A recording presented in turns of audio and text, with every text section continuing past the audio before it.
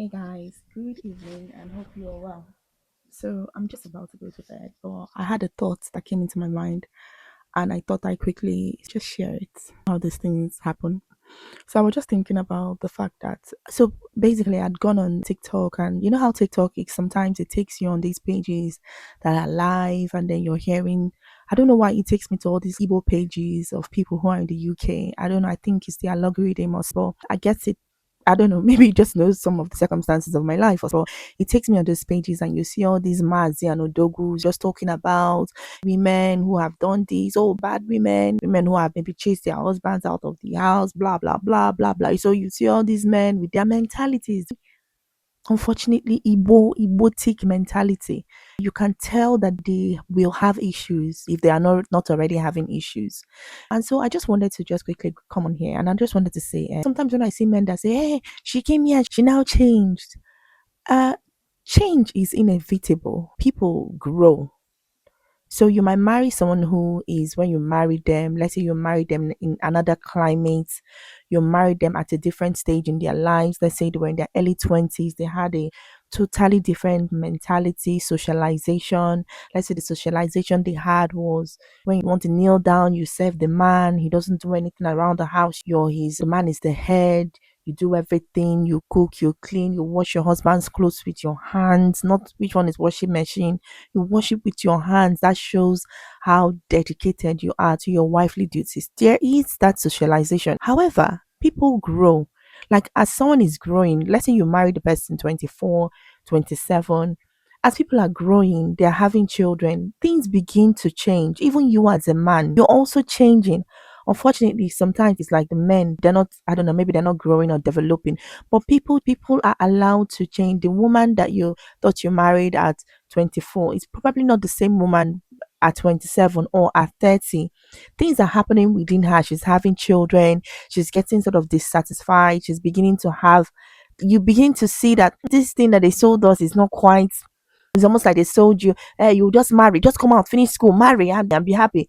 But then you're now married. That happiness is not quite there. It's not there. You still feel unfulfilled. And you still begin to try to figure out why am I have kids now.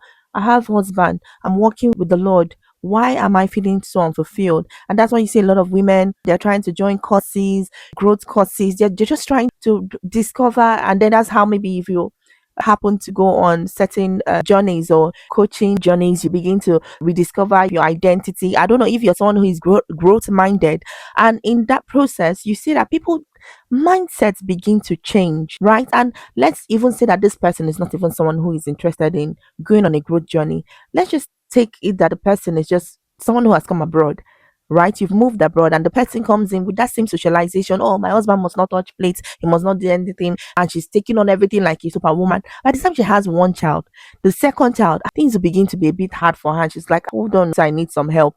Babes, please, I really need help. I need, and the man is saying, how dare you ask me to wash plates? Me. And he begins to report you to people back home.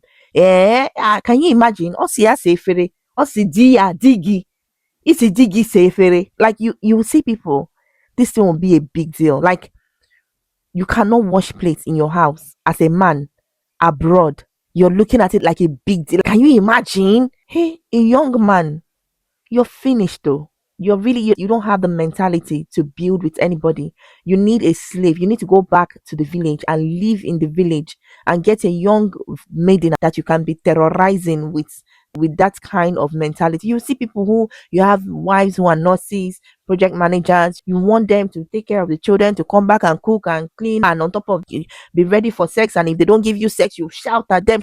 Like, who raised you guys?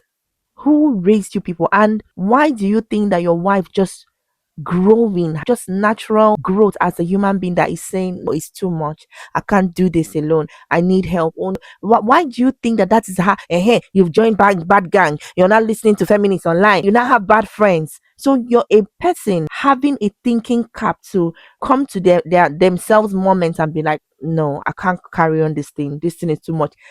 Why do you think that it must be bad friends that are planting it in their head? Why do you not think that actually, let me listen to this thing that my wife is saying? And this is why a lot of you guys are unfortunately being left. A lot of you guys unfortunately being left and yeah, just having issues. You really don't know how to do marriage. You really don't know how to do partnership. You're looking for a master slave relationship. And unfortunately, not a lot of women are going to be putting up with all those things. And that's very unfortunate. Bye. I just wanted to say that.